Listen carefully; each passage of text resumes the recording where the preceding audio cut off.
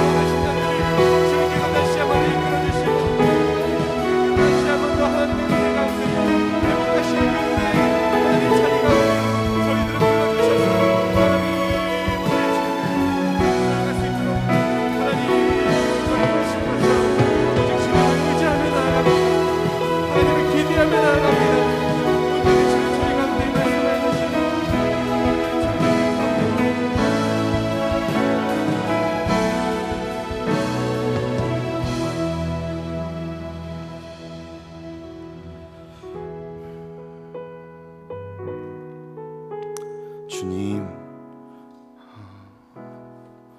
우리에게 선한 것이 없음을 너무 자주 또한 너무 쉽게 발견하게 됩니다. 나의 가족들에게, 나의 회사에서, 그리고 나의 가장 친밀한 관계 안에서 우리는 우리의 이기심과 우리의 탐욕과 우리의 만족을 추구하는 모습을 발견하기 때문입니다. 그래서 주님, 우리가 주님 앞에 왔습니다. 우리의 능력이 아니라, 우리의 무엇이 아니라 온전히 주님을 더 닮고 주님께서 베풀어 주시는 은혜와 주님께서 베풀어 주시는 사랑에 힘입어 살아가기 위해 우리가 이 자리에 왔습니다. 그러니 주님, 이 시간 우리 가운데 은혜를 허락하여 주시옵소서. 그래서 주님, 우리가 더 주님 닮고 우리가 더 서로 사랑하며 우리가 더 주님 닮은 모습으로 이 세상 가운데 주님의 자녀답게 살아가게 하여 주시옵소서. 오늘도 그 은혜 허락하시는 주님께 감사드리며 존귀하신 예수님의 이름으로 기도드렸습니다. 아멘. 제가 오늘 나눌 말씀은 마태복음 6장 5절에서부터 13절 말씀입니다. 마태복음 6장 5절에서부터 13절 말씀입니다. 저희 번갈아 가면서 읽도록 하겠습니다. 제가 먼저 읽겠습니다. 또 너희는 기도할 때에 외식하는 자와 같이 하지 말라. 그들은 사람에게 보이려고 회당과 큰 거리 어귀에서 서서 기도하기를 좋아하느니라. 내가 진실로 너희에게 이르노니 그들은 자기 상을 이미 받았느니라.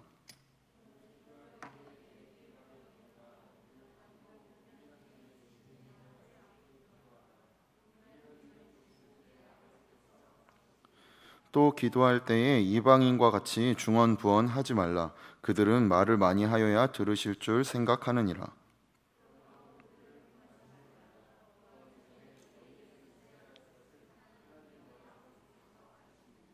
그러므로 너희는 이렇게 기도하라.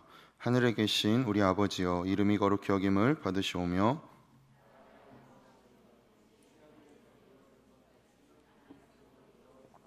오늘 우리에게 일용할 양식을 주시옵고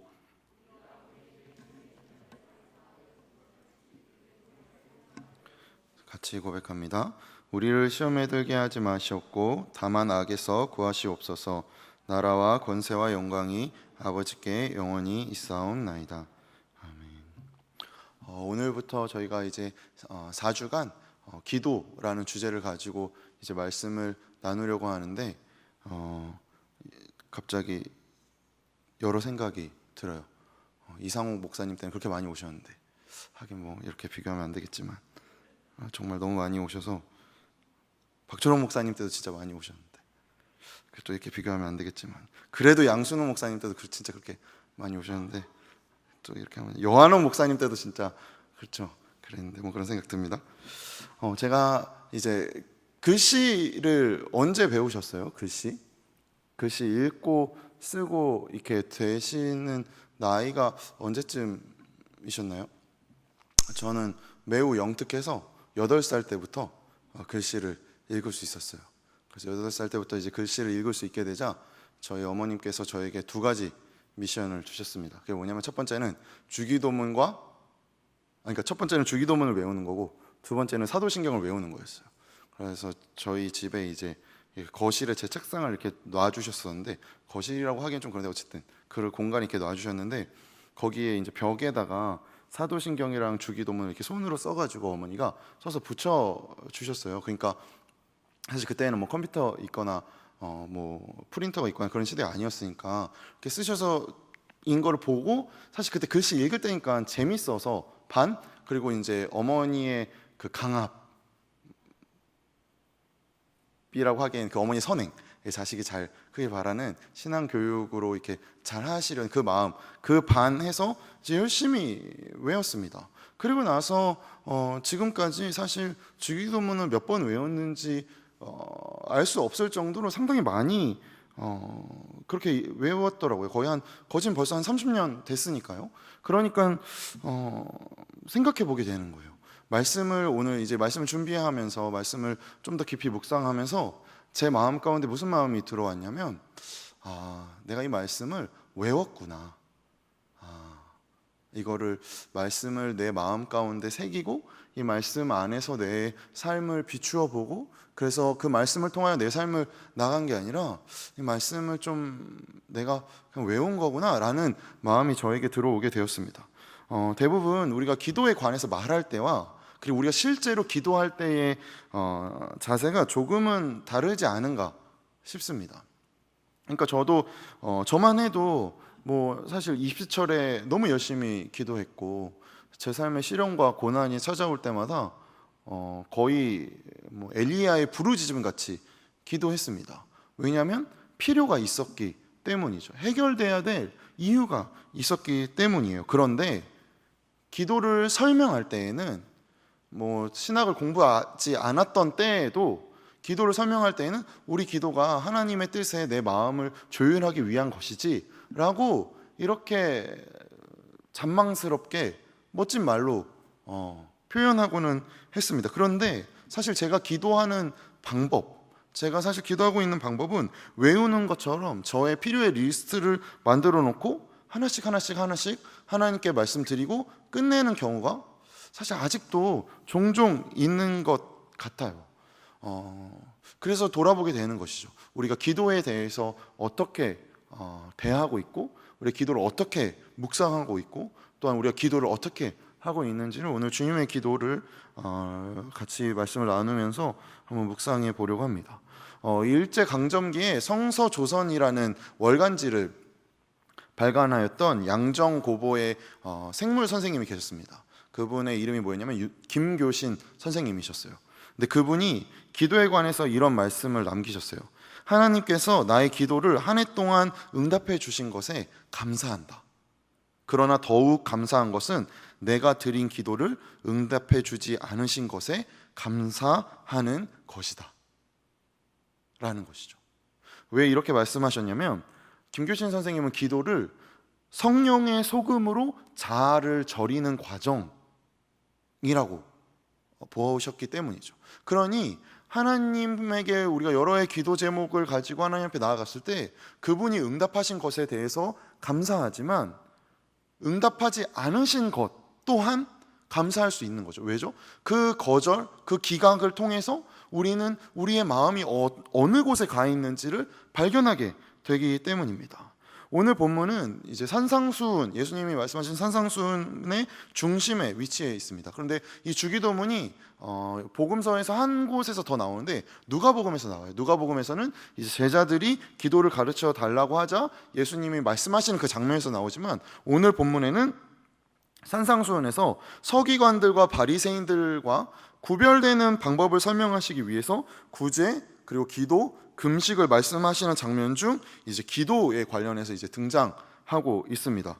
그러니 우리가 이 말씀, 주님의 기도를 묵상할 때에 이 기도를 우리가 읽고 외우고 고백할 때에 전제해야 하는 것은 서기관과 바리새인들과 구별되는 방법이라는 것이죠.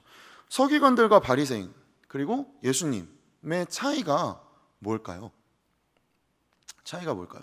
서기관과 바리새인들은 권위를 진리로 삼고 예수님은 진리를 권위로 삼으신다는 것이죠. 율법에 관한 기록들 중에 당시에 안식일에 아이를 안는 거는 허용이 됐대요. 그런데 돌을 드는 건 허용이 되지 않았다고 합니다. 그래서 유대인들이 너무 고민하기 시작하는 거죠. 그러면 돌을 들고 있는 아이를 안는 것은 이것은 죄인가 죄가 아닌가? 정말 너무 웃기시죠? 근데 이게 진짜 기록에 있대요. 왜냐하면 그만큼 안식일을 어기면 바로 하나님이 나를 쳐버릴 것이라고 두려움에 있었기 때문에 그럴 때 고민되는 거죠. 애가 막 놀고 있다가 엄마 몰래 손에 안 보이게 이렇게 돌을 쥐고 있을 수도 있잖아요. 그죠? 돌을 쥐고 있는 엄마가 그래서 아이를 안 하는데 아이 손에 봤더니 안식일인데 돌을 쥐고 있는 거예요. 어떻게 해요? 바로 이제 제사 드리러 가야겠죠. 그리고 물어보겠죠. 율법 교사한테. 지금 제가 돌을 들고 있는 아이를 안았는데 저는 율법에 의하면 어떻게 되는 것입니까? 그럼 이제 율법 교사들은 거기에 관련된 율법을 지키기 위한 율법을 또 만드는 거예요.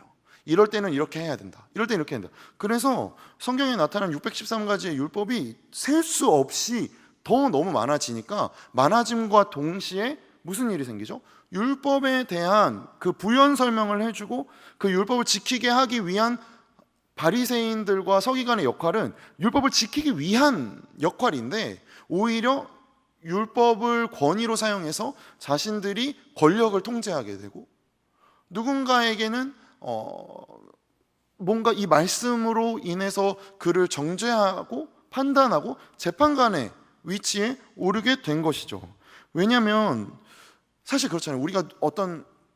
우리 교회는 그런 일이 뭐 거의 없겠지만 어떤 목사님에게 가가지고 굉장히 이렇게 신령한 조언을 구할 때 그래서 그 조언들이 점점 내 삶에 쌓이면 내 삶의 깊이가 깊어지기도 하지만 또 반대로 무슨 일이 생기죠? 목사님에게 권위가 생기게 되죠. 근데 그 권위는 어떤 권위죠? 이제 목사님의 어떠한 말을 어기면 나는 하나님에게 버림받으면 어떡하지? 라는 굉장히 잘못된 마음이 생기게 되죠.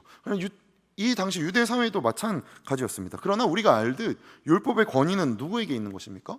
율법학자가 아니라 하나님에게 있는 것이죠.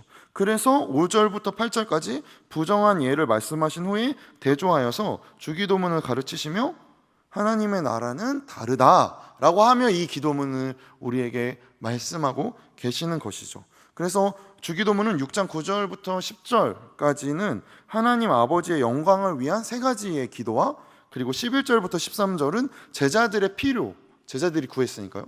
제자들의 필요를 위한 세 가지 기도로 이루어져 있습니다. 이걸 이렇게 하다 보니까 자세하게 이렇게 나눠야겠더라고요. 이거를 이 한 짧은 이 하루에 이 한 예배 시간에 이걸 다 나누는 건 엄청난 무리라는 생각을 좀 하게 됐는데 그런데 어떻겠어요? 저는 이번 주만 담당인데 너무 궁금하시면 다음 주에 말씀 전하실 한규성 목사님에게나 그리고 셋째 주, 넷째 주에 이제 기도에 관해서 말씀 나눠주실 오삼란 전사님께 물어보시면 됩니다. 궁금하신 거. 저희가 주기도문을 한 번 더 읽을까요? 9절과 10절 함께 읽겠습니다.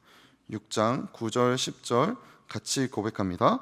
그러므로 너희는 이렇게 기도하라. 하늘에 계신 우리 아버지여, 이름이 거룩히 여김을 받으시오며 나라가 임하옵시며 뜻이 하늘에서 이루어진 것 같이 땅에서도 이루어지이다. 이 주기도문에 나타나는 단어들을 살펴보면 하나님의 이름, 거룩하심, 뜻, 영광, 권세와 같은 단어들이 이제 등장합니다. 그리고 11절부터 13절까지는 우리가 알듯이 뭐 하나님으로부터 얻어야 하는 일용할 양식, 뭐 용서, 시험과 악으로부터의 구원이 이제 등장하고 있죠. 그런데 이를 구하는 게 내가 아니라는 거예요. 내 하나님 아버지 나에게 일용할 양식을 주고 내가 누군가에게 죄 지은 자가 아니라 우리라는 단어가 계속해서 등장하고 있다는 것이죠. 그러면 이 단어가 나타남으로 이제 하나의 규칙이 생깁니다. 우리라는 존재와 절대자이신 하나님 사이의 관계가 생기는 건데, 어떠한 관계가 생기는 거죠? 우리가 하나님에게 의존해야 하는 위치라는 거죠. 우리가 그냥 우리 스스로 살 수 있고 내가 내 마음대로 살 수 있는 존재가 아니라 나는 우리이고, 이 우리는 하나님에게 의존하며 살아야 된다는 거죠. 그래서 기도의 시작부터 하늘에 계신 우리 아버지라고 하는 것이죠. 그러니 이 관계를 통해 우리는 또 발견하게 됩니다. 무엇이죠?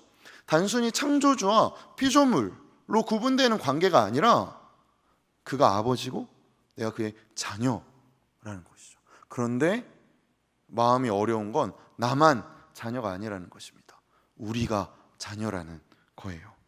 그러니 우리가 기도한다는 것이 어떠한 책임 때문이라든가, 내가 그래도 교회에서 이런 직분 맡고 있으니까 나는 하루에 3시간 이상씩 기도해야지 라는 책임, 이거 너무 좋은 것이죠. 그러나 책임 때문이거나 기능적인 것, 예배 시간에 왔으면 당연히 앉아서 기도해야지, 당연히 기도해야죠. 그런데 이것이거나 뭔가 현실의 필요, 당연히 우리 삶에 현실에 문제가 생기면 기도해야죠. 그런데 이렇게 하기 이전에 하나님의 자녀라는 사실이랍니다.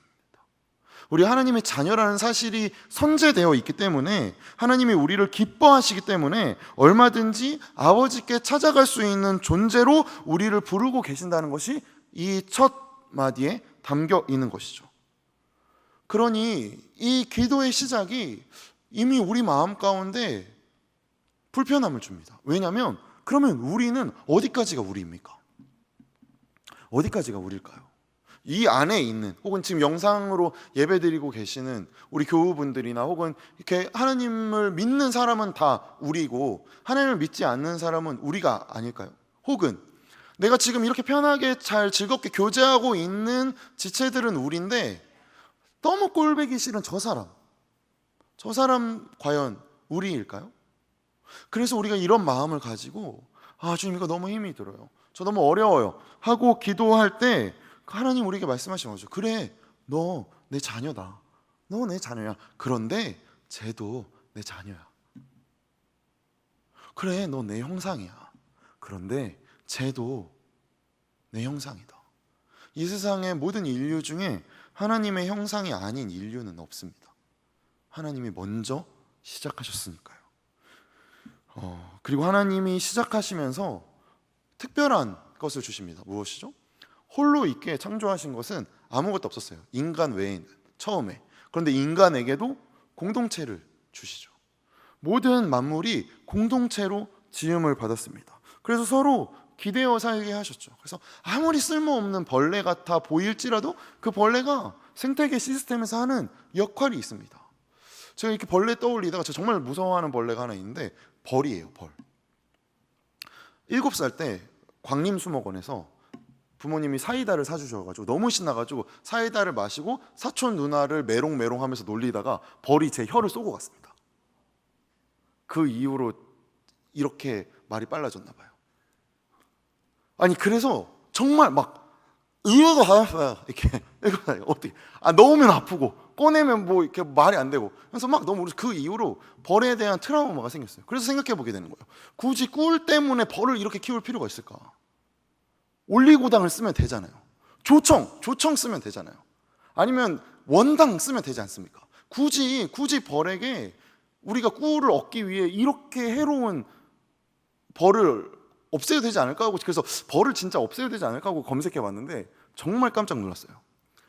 우리가 먹는 곡식의 90%를 차지하는 게 한 100가지 정도래요.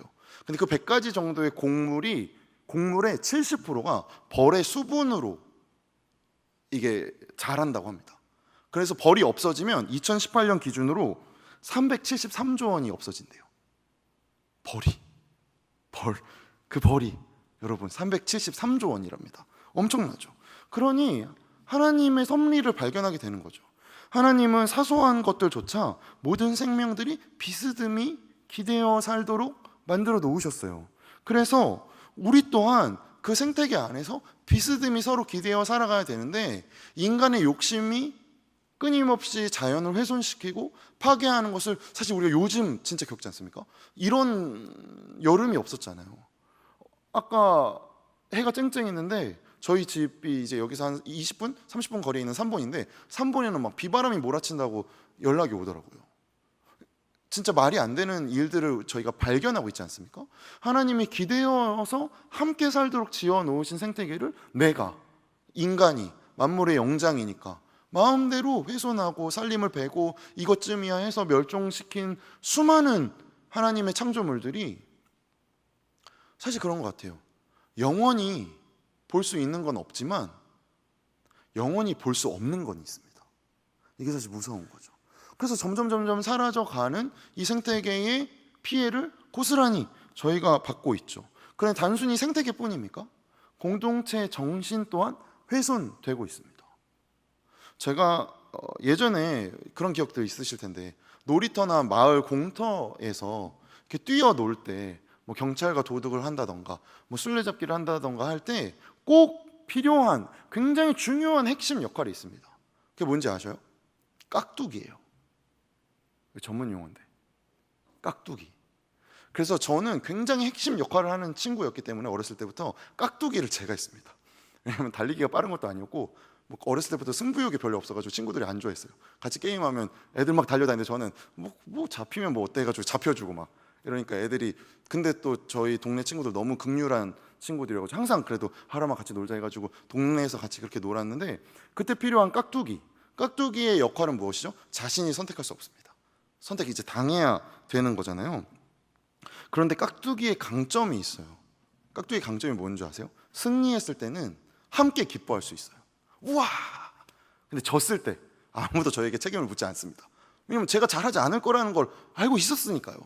당연히 너는 못할 줄 알았는데 우리가 껴준 거라는 사실이 있으니까 괜히 이제 서로 이제 자기네들끼리 이제 분풀이를 하는 거죠. 그런데 요즘 깍두기가 다른 말로 변한 것 같아요.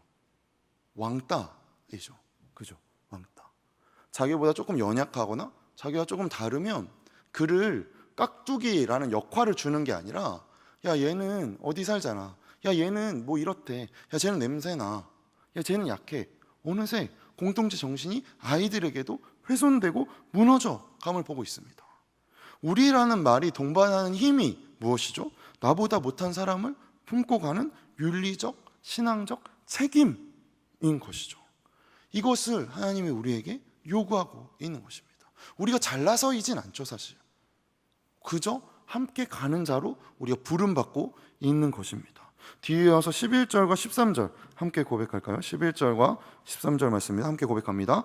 오늘 우리에게 일용할 양식을 주시옵고 우리가 우리에게 죄 지은 자를 사하여 준 것 같이 우리의 죄를 사하여 주시옵고 우리를 시험에 들게 하지 마시옵고 다만 악에서 구하시옵소서. 나라와 권세와 영광이 아버지께 영원히 있사옵나이다. 아멘. 사실 우리가 예수님을 처음 믿을 때 기대하는 것들이죠. 일용할 양식 걱정 안 하고 나에게 죄 지은 자 벌 받고 하는 초월, 현실을 넘어서는 초월을 기대하게 됩니다. 그러나 우리가 이제 점차 신앙생활에서 발견하듯 내 소원이 이루어지지 않을 뿐더러 원치 않은 길로 오게 됐어요. 이렇게 됐어요. 저 8살 때부터 열심히 주기도문 외워가지고, 그래서 주기도문을 열심히 외웠더니 하나님께서 특별한 은총을 부으셔서 이 자리에 세우시는 것도 있겠죠. 그런데 저 주기도문 외우면서 어머니 몰래 지갑에서 5,000원 훔쳐가지고 오락실 가가지고 모르는 사람들한테 돈 나눠주면서 오락하라고 나눠주고 다니고, 거짓말하고 경비 아저씨한테 불꽃 쏘고 막 갑자기 너무 그러네요. 제가 죄송해요. 그런데 생각해보면 그래서 저도 하나님의 어떠한, 사실은 기독교 문화 안에 있던 거죠. 그건 제가 하나님을 실제적으로 만났다기보다 기독교 문화 안에서 이렇게 자라다가 어느 날 제 인생에 큰 좌절이 찾아오게 되고, 정말 신이 있는 것인가? 그래서 막 3일 금식도 해보고 새벽 예배 빠지지 않고 나아가 보고 하다 보니까 느끼게 되는 거예요. 그러면서 뭔가 불타오르죠. 아, 그래, 내가 하나님께 이렇게 열심히 기도하면 내가 서울대도 갈 수 있고 사업도 성공하고 내가 세상에서 정말 세상에서 인정받는 사람이 돼가지고 내가 모든 사람들한테 이렇게 교회 막 한 500개 짓고, 그래가지고 내가 진짜 떵떵거리면서 살아야지, 남부끄럽지 않게 20대를 불태웠습니다. 그렇게 기도했던 것 중에 된 거는 딱 하나밖에 없어요. 미인과 결혼한 거, 이거밖에 없어요. 뭐 이것만 됐으니까 그래도 또 감사하긴 한데, 사실 다 가졌죠. 다 가졌어요. 근데 그렇잖아요. 사실 생각해보면 우리가 하나님 앞에 어떤 기도 제목을 가지고 일용할 양식을 구합니다. 경제적인 거를 구해요. 내 삶에 불편한 사람에 대해서 하나님께 토로합니다. 그런데 기도하면 할수록, 우리 신앙의 연수가 깊어지면 깊어질수록 하나님 무엇을 보게 하십니까? 우리 안에 이미 하나님이 허락하신 은혜를 보게 하시죠. 하나님이 자녀로 삼으신 그 은혜를 발견하게 됩니다. 근데 그 은혜 어디서 발견하게 됩니까? 한계에 부딪힐 때죠. 도저히 물러설 곳이 없을 때, 누구에게도 말할 수 없을 때, 그래서 외마디 비명처럼 하나님 앞에 기도할 때, 그 한계를 마주할 때 하나님이 보게 하십니다. 그래서 발견하게 되죠. 내가 겪는 고난과 부끄러움과 실패와 절망 속에서도 하나님 여전히 하나님이셨구나. 이걸로 우리 사는 것이지 않습니까? 이거 믿는 거잖아요, 우리. 그래서 이 자리에, 그래서 지금 이렇게 예배하고 있는 거이지 않습니까? 이것이 기도가 주는 힘입니다. 김교신 선생님 말씀처럼 성령의 소금이 내 자아를 절여 죽게 하는 것이죠. 왜죠? 내 자아는 끊임없이 세상의 방법으로 구원에 이를 수 있다라고 주장하니까요. 사람들한테 더 인정받으면, 더 많은 돈을 가지면, 더 많은 것을 얻으면.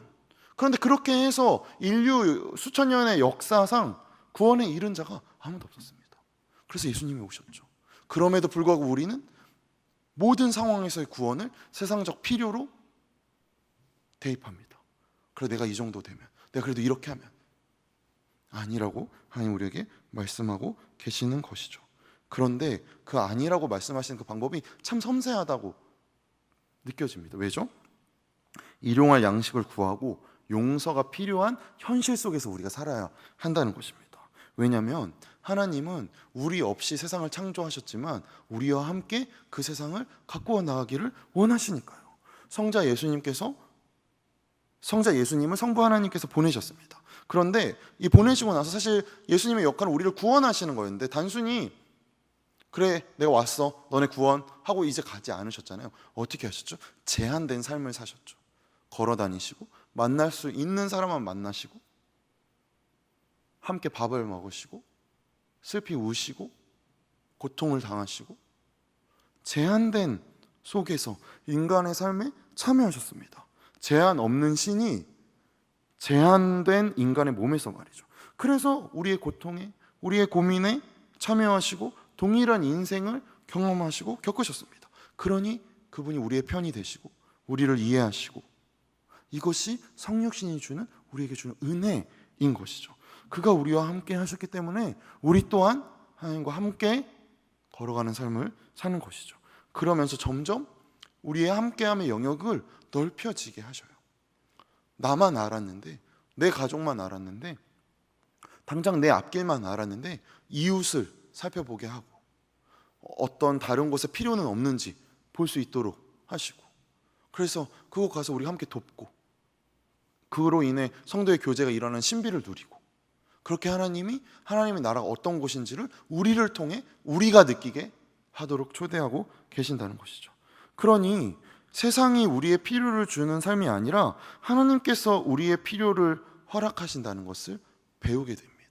그리고 우리는 넉넉해지죠. 여유 있어집니다. 그래서 우리는 용서할 수 있는 것입니다. 그래서 우리는 용서할 수 있는 것이죠. 세상의 것만을 가지고 소리 지르는 이들에게 우리는 더 큰 소리로 그들을 압제하고 그들을 이기는 것이 아니라 그들이 줄 수 없는, 상상조차 하지 못했던 용서를 대답할 수 있는 것이죠. 그래서 나와 너, 우리와 그들로 구분되어졌던 그 경계가 점점점 우리로 넓혀지게 하시는 것입니다. 그럼에도 여기에서 꼭 잊지 마셔야 하는 것이 있어요. 이것은 단순히 어떤 윤리적인 행동만을 말하고 있는 것이 아니라는 것입니다. 왜 그런 말 있잖아요. 저 사람 예수 안 믿어도 뭐 천당 가겠어. 그런데 이 이야기를 교회 바깥에서 예수 안 믿는 사람이 하면은 뭐 몰라서 그럴 수 있다고 쳐요. 근데 교회 안에서 혹은 예수 믿는 사람이 이 말을 하는 건 정말 황망한 말인 거죠. 왜 그렇죠?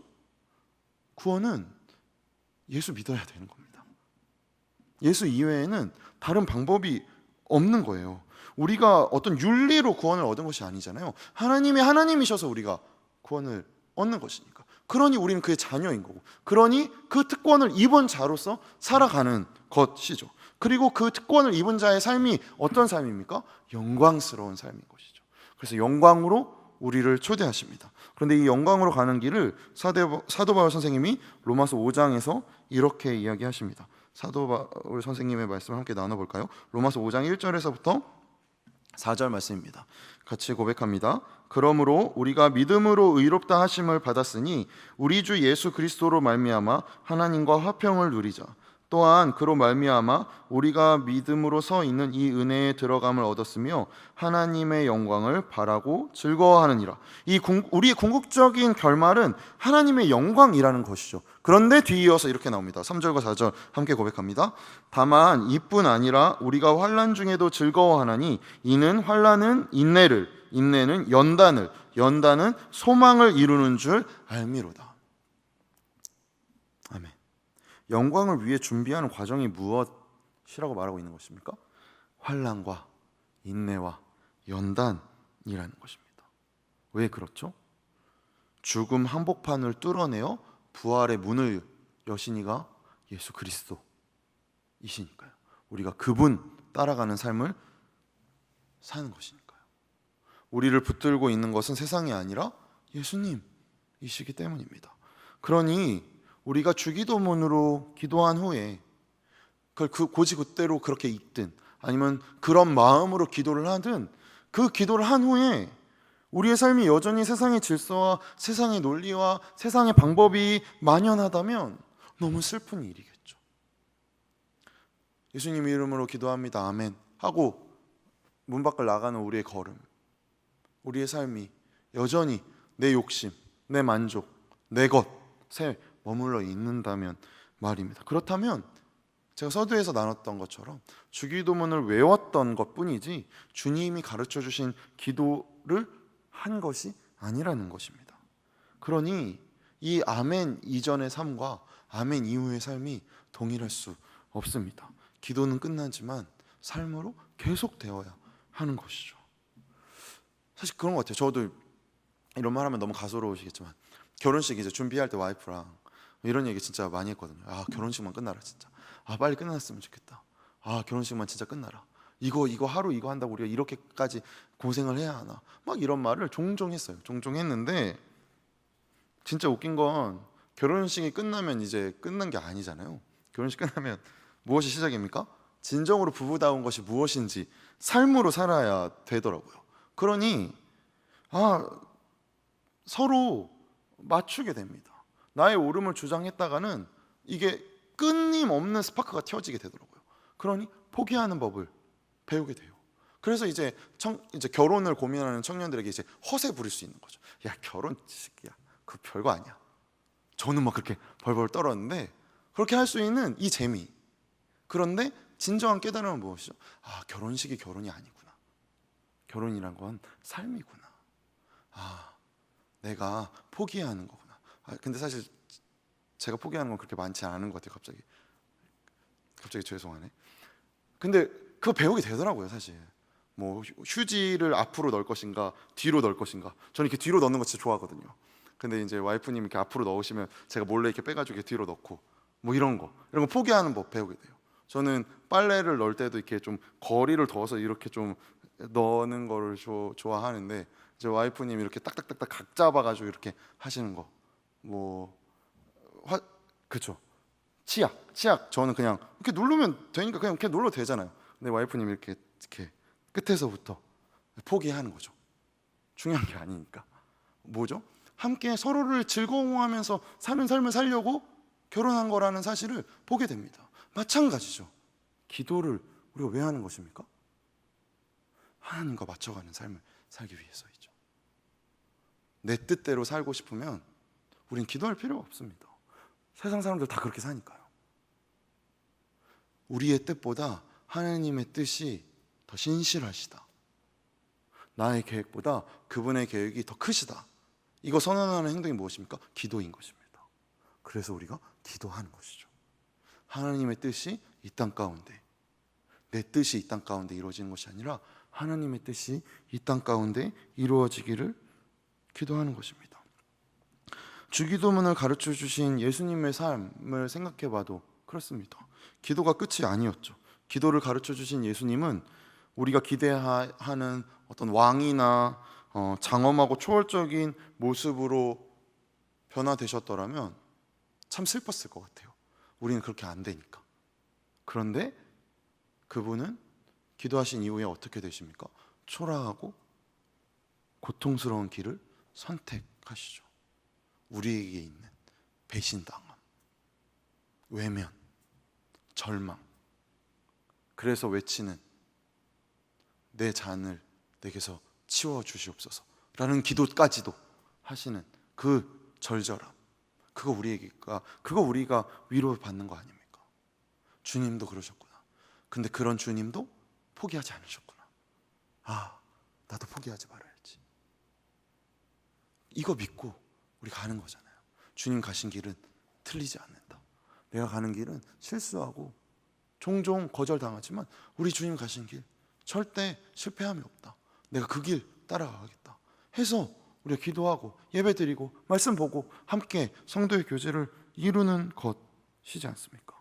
세상이 주는 궁극적인 위협을 주님 맞이하셨습니다. 궁극적인 위협, 그 죽음 앞에 주님 어떻게 대답하셨죠? 부활이라는 선물로 대답하셨습니다. 우리 이거 믿는 거잖아요. 이거 믿어서 우리 여기 있는 거잖아요. 이거 가지고 살아가는 거 있지 않습니까? 좀 억울해도, 좀 불편해도, 좀 배 아파도 아, 그럴 수 있지. 아, 그럴 수 있다. 그래, 주님 생각하자. 이 믿음 위에 주님이 우리를 초대하고 계시는 것입니다.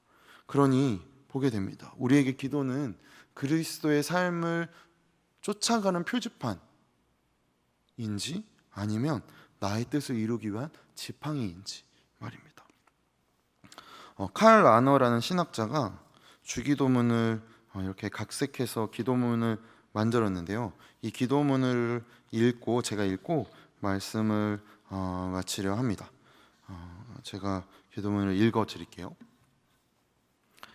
제 마음에 하늘에 계신 우리 아버지, 비록 제 마음이 지옥 같을지라도 아버지의 이름은 거룩히 빛나시며 말 대신 신음소리가 나오는 죽음의 상황에서도 당신의 이름을 부르게 하소서. 모든 것이 우리를 버릴 때 아버지의 나라가 우리에게 오게 하시며 아버지의 뜻이 이루어지게 하소서. 비록 땅에서는 서로 죽일지라도 아버지의 뜻은 생명이며 땅에서는 생명의 끝처럼 보이는 것이 하늘에서는 당신 생명의 시작이기 때문입니다. 오늘 우리에게 일용할 양식을 주소서. 그리고 이 양식을 위해 기도하게 하소서. 우리가 서로 나누지 않거나 배가 불러 나 자신이 가련한 피조물임을 잊지 않도록 기도하게 하소서. 우리 죄를 용서하시고 시련 중에 죄와 유혹에서 우리를 보호하소서. 죄와 유혹은 결국 아버지를 믿지 않고 아버지의 사랑을 알아듣지 못하게 할 뿐입니다. 우리를 우리 자신으로부터 풀어주시고 우리를 아버지 안에서 아버지의 자유와 생명 안에서 해방하소서. 아멘. 이 기도 가지고 우리가 함께 기도하기를 원합니다. 여러 가지 기도의 제목이 있습니다. 저도 그런 것 같아요. 여러 가지 당장 현실을 해결해야 될 기도의 제목이 있죠. 그런데 주님께서 우리에게 먼저 요구하십니다. 얘야, 내가 너 아버지다. 그래서 우리 이렇게 기도할 수 있는 것이죠. 하늘에 계신 우리 아버지요, 네, 주님의 이름이 거룩히 여김을 받길 원합니다. 나의 어떠함 이전에 주님의 주님 되심을 인정합니다. 마음으로 이 마음 가지고 하나님 앞에 기도하며 나아가겠습니다. 기도합니다. 네, 주님, 우리가 이 시간 주님의 마음을 바라보게 됩니다. 이 말씀 가운데 허락하신 주님의 은혜를, 주님의 사랑을 보게 됩니다. 아버지, 그렇습니다.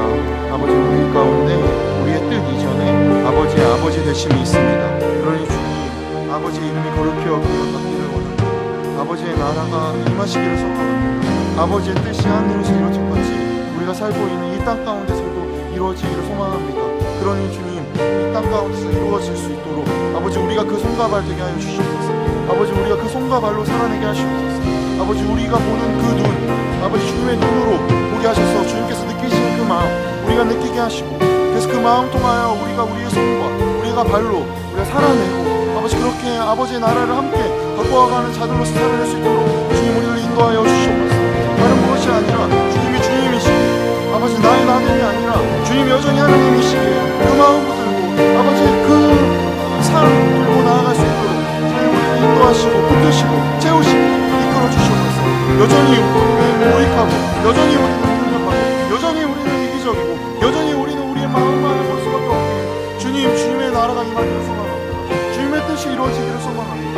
주님의 이름이 거룩히 여김을 받기를 원합니다. 아버지, 나의 이름이 아니라 주님의 이름이 거룩히 여김을 받기를 원합니다. 그러니 주님, 아버지의 뜻을 우리 통하여 이루어 주시옵소서. 예, 주님, 우리가 그 마음, 아버지, 우리가 주님의 팔 되겠습니다. 예, 주님, 우리가 그 손 되겠습니다. 주님, 우리를 이끌어 주시옵소서. 예, 주님.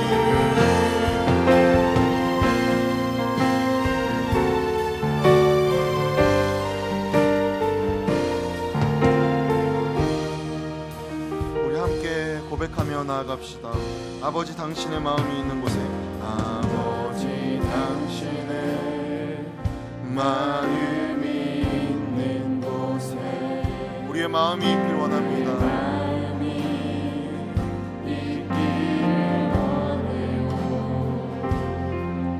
아버지, 당신의 눈물이 고인 곳에 나의 눈물이 고이길 원해요. 아버지, 당신이 바라보는 영혼에게 나의 눈이 향하길 원해요. 아버지, 당신이 울고 있는 어느 때에 나의 그 말이 이 시간 우리 결단하며 나아갑니다. 나의 마음이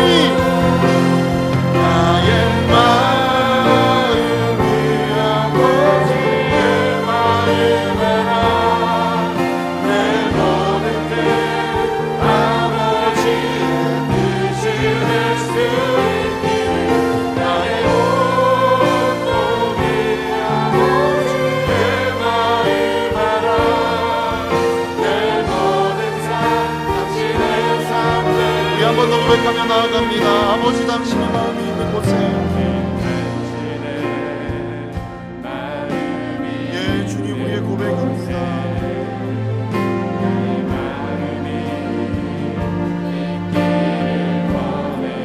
주님의 마음을 부어주시옵소서.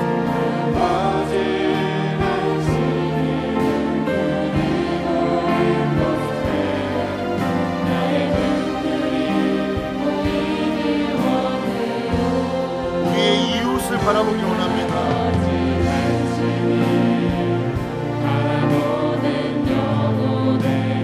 예, 두 눈이 향하기 원합니다.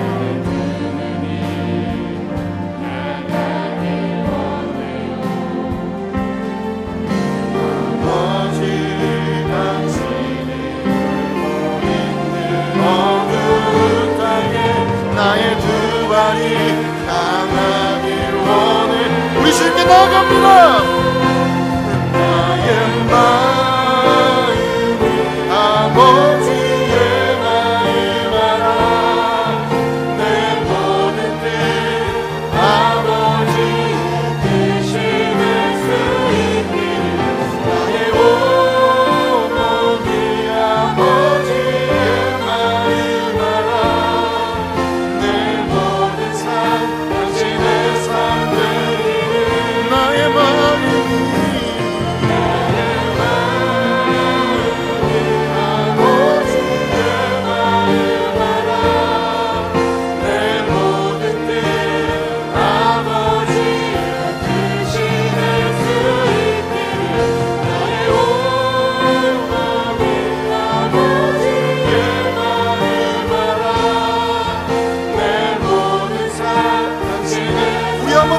합니다. 나의 마음이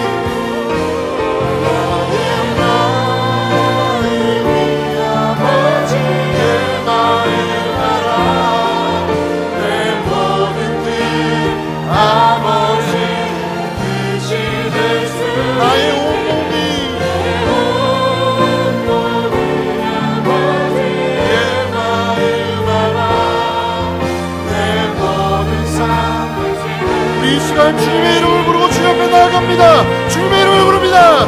주여! 예, 그렇습니다. 주님, 우리의 마음이 어디에 있는 것입니까? 아버지, 우리의 눈물이 어디에 있는 것입니까? 아버지, 우리가 무엇을 바라보고 있는 것입니까?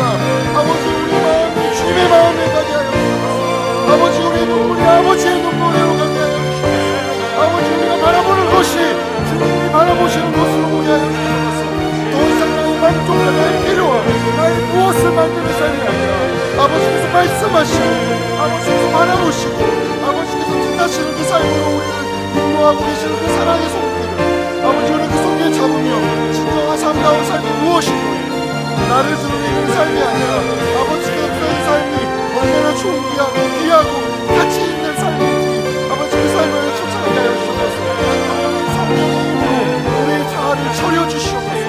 아버지, 그 성령의 소금으로 우리의 자아를 차려주시옵소서. 그래서 주님, 우리의 마음이 아버지의 마음 되기를 하시옵소서. 아버지가 흘리는 눈물이 우리의 억울함의 눈물이 아니라 아버지께서 흘리시는 눈물이 되게 하시옵소서. 아버지, 우리가 바라보는 시선이 나의 필요와 나의 만족과 나에게 용이한 것들을 뽑아내는 그 시선이 아니라 아버지께서 바라보고 계시는 그 영혼에게 우리의 눈길을 향하게 하셔서 아버지, 우리가 기꺼이 아버지께서 울고 계신 그 땅에 아무도 가려하지 않는 그 땅에 우리의 발걸음을 내딛게 하여 주시옵소서. 그래서 우리의 마음이 아버지의 마음을 알게 하시고 우리의 모든 뜻이 아버지의 뜻을 알게 하시고 아버지께서 우리의 삶이 주님의 뜻을 사로잡는 삶으로 초대하여 주시옵소서. 아버지, 그렇습니다. 무엇이 우리에게 필요하겠습니까? 주님이 우리 아버지신데 우리가 무엇이 필요합니까? 아버지, 우리가 무엇이 억울합니까? 아버지께서 우리를 위해 죽으셨는데 우리가 무엇이 억울하다는 말입니까? 아버지, 우리의 이 은혜 안에서 살게 하여 주시옵소서. 아버지, 우리가 오늘 이루어의 양식을 이웃에게서 빼앗는 것이 아니라 다른 곳에 소구하는 것이 아니라 아버지께서 가지고 계심을 보게 하시고 아버지, 우리가 우리의 죄 지은 자를 사하여 주어 같이 아버지, 기꺼이 우리의 죄를 사하여 주시고 그 은혜 앞에 우리가 발걸음 내딛게 하여 주시옵시고 아버지, 우리가 다른 곳에 있는 인간 그 시험에 속하지 않게 하시며 아버지, 그 세상의 질서 안에서 아버지, 그렇게 하는 것이 옳은 것이라고 너 너무 바보 같다고 너 그렇게 살아서 뭐가 되겠냐고 그 세상의 악에서 우리를 구하여 주셔서 아버지의 나라와 권세가 영원한 것을 아버지, 우리가 믿음으로 살아가게 하시옵소서. 아버지, 우리 삶의 현장에서 아버지, 우리가 하는 선택에서 우리가 선택하는 모든 세세한 곳에서 이 믿음을 가지고 살아가게 하여 주옵소서. 다른 무엇이 우리 생각하는 것이 아닌 것 깨닫게 하시고 아버지의 사랑 아버지의 은혜가 아버지의 능력이 우리 삶을 이끌고 가는 것을 고백합니다. 예, 주님, 우리를 흥미하게 해주시옵소서. 예, 주님, 우리를 흥미하게 해주시옵소서. 예, 주님, 우리에게 주님입니다. 아버지, 우리에게 아버지 주님, 우리를 아버지, 이런 어두움에서 밝은 빛으로 오신 주님 아버지, 우리가 그 길 따라가서 세상의 빛과 소금의 역할을 감당하고 아버지, 우리에게 이렇게 삶을 깨어나가여 주소서. 나는 무엇을 구하거나 바라보거나 것이 그래서 주님의 뜻, 그 뜻 하나 붙잡고 살아가고 그래서 진정으로 삶다운 삶이 무엇이고 아버지, 그래서 인간다운 인간이 무엇이고 이 세상 가운데 우리의 삶으로 대답하게 하시고 아버지, 우리의 손길로 바라보게 하시고 그래서 가난하고 열렸던 자인데 아버지, 그거에 우리가 손을 아버지, 아무도 가려하지 않는 그 발걸음을 우리가 내딛게 하시고 무엇으로 만드는 것이 아니라 주님의 가신다 예약하자 주님이 계신다 이 말 붙잡고 살아가게 하여 주옵소서. 아버지, 그럼에도 끊임없이 무엇입니까? 이렇게 해야 돼. 이거를 그래도 있어야 한다고 외면하고 말하고 우리를 강요하는 이 세상의 질서 가운데서 아니라 아버지가 계시다 아버지가 계시다 아버지가 계시다 외치며 살아가는 우리를 수 있도록 아버지, 우리를 인도하여 주옵소서. 주님, 아버지, 우리를 인도하여 주옵소서. 아버지, 우리를 인도하여 주옵소서. 주님, 우리를 인도하여 주옵소서. 그 사랑, 그 빛으로, 그 은혜로 아버지, 우리를 인도하여 주옵소서.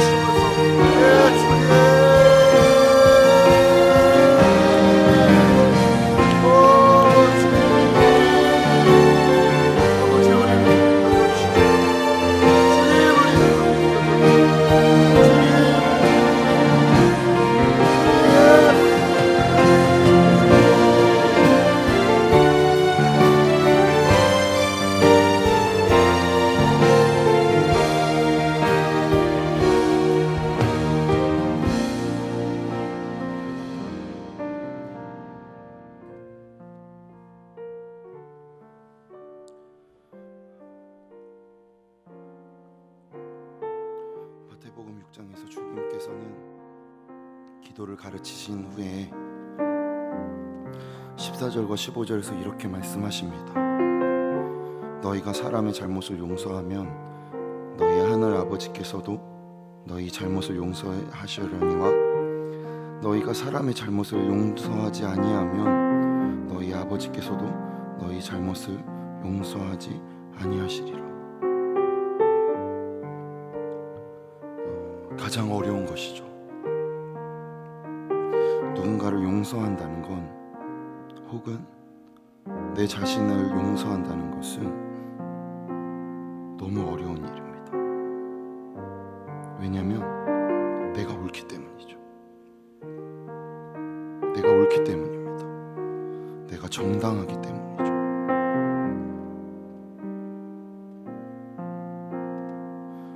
그런데 우리의 마음을 한꺼풀 더 벗겨보면 두렵기 때문입니다.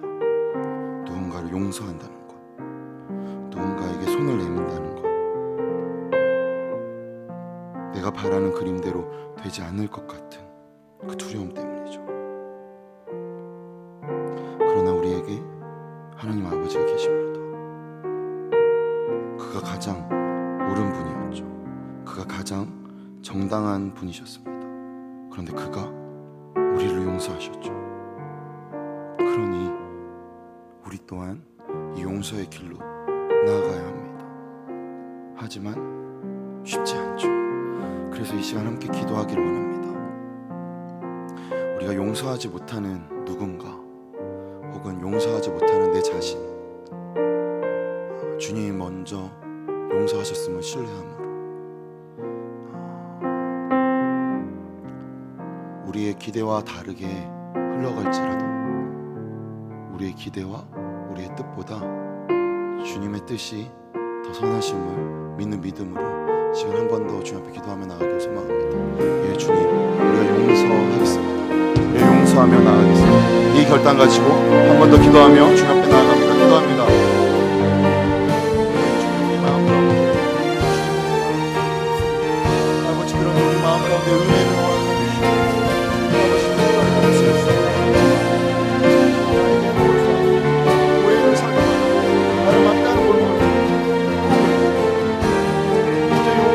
내 자신, 나조차 용납이 그런데 주님이 먼저 용서하셨어요. 주님이 먼저 잘해주셨어요. 아버지 이 믿음에, 아버지 이 믿음 위에 보내드립니다. 우리 가운데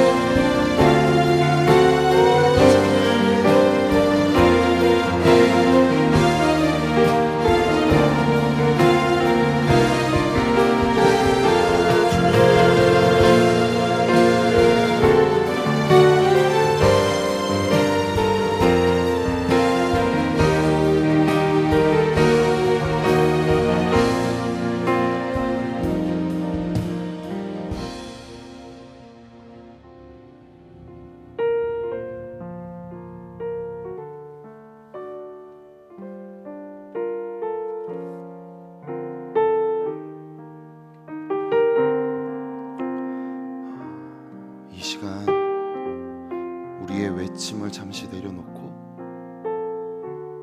성령께서 우리 가운데 허락하시는 그분의 음성을, 혹은 어떠한 환상이나 그림, 음으로 말씀하시는 그 성령의 음성을 들으며 나가기를 소망합니다. 지금 주님의 음성을 들으며 나갑시다.